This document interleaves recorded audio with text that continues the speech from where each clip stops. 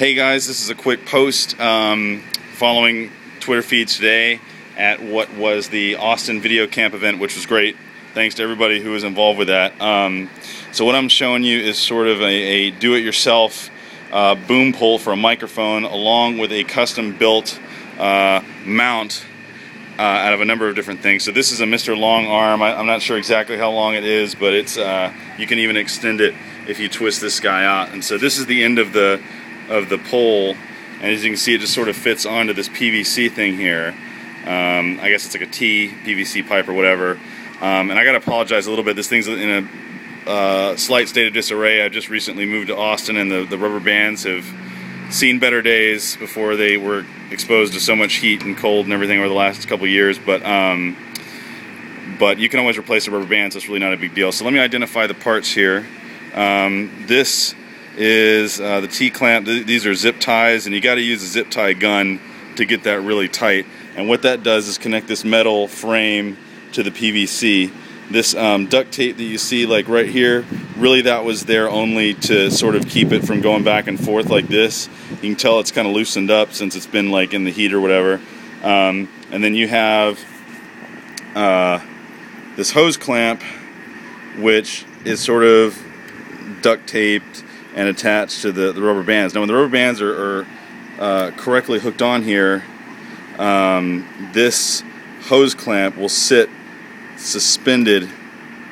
Let me get a better shot here. It will sit suspended in the middle of this metal cylinder, and the idea is that, you know, it can move around a little bit. There can be shock, but it's all independent motion of the arm. The idea is, like, if I tap the arm or I move my hands or something hits it, you're not going to hear that on the microphone. It actually works really well when it's all set up. So again, this is how this would be sitting in here, and all my mics are still in storage.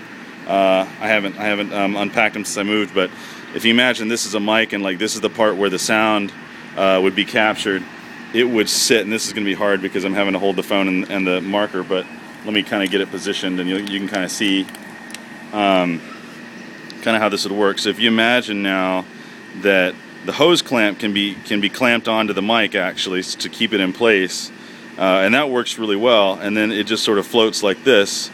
And so when you're moving the pole around, if you can imagine it, this will move freely to a point, and as long as you're not really just jerking the pole around, it's not gonna, it's not gonna hit the frame, and it masks any shock coming from the pole really quite well. So this part, I haven't really told you what this is. This thing here is actually, I don't know what you call it, but if you've ever seen those things where you put a beer can in it, you set it down, and then you can put like a turkey, put over it, and then the beer can goes up into the turkey or the chicken or whatever. That's what this is, except normally you would see it like, well, I can't really get the pole to stay in one place, so let me, normally when you see these, like, it has a flange like that goes out like this, and then you can set it down and it sits flat. But I sawed that off. You can see, like, I sawed that and sawed the flange off, and so it's just the cylinder. I just needed something that was metal, and I've tried this with like a vegetable can where I cut the hole out of both ends and do it the same way, and it's hard to describe, but that didn't work very well. I think it had something to do with the fact that even with this thing in here, if there was shock on the top, like it would transfer through like the sides of the can.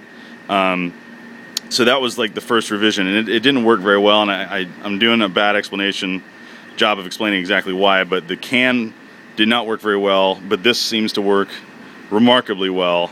So that's it. This thing probably cost, with the pole, maybe like $30 or $40. So I don't know exactly how much these mounts cost. I want to say that it's at least, if it's a good pole and all that, that's like a $200 to $300 savings for something that works almost as well as the real deal. I've even had a guy who's produced a number of films, he tried it out and liked it a lot. But yeah, so that's it.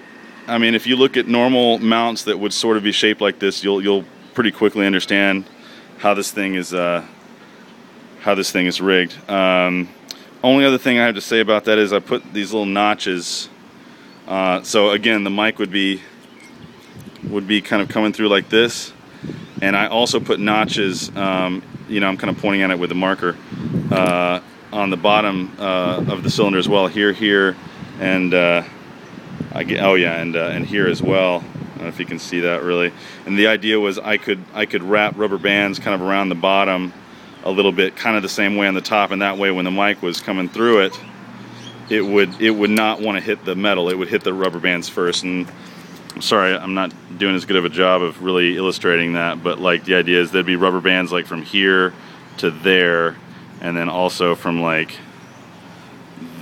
there to there, and it would wrap around. So the mic would just be kind of snug in between these little rubber bands that were surrounding it, so it wouldn't want to move around too much. That's really it. I hope that explains it, but yeah, like I said, like 30 or 40 bucks including the cost of the pole, and got some really great results and some really great sound. The microphone I was using was just a handheld mic from Radio Shack, an XLR mic, and it worked really nicely. So that's it really. Hope that explains it, and see you guys later.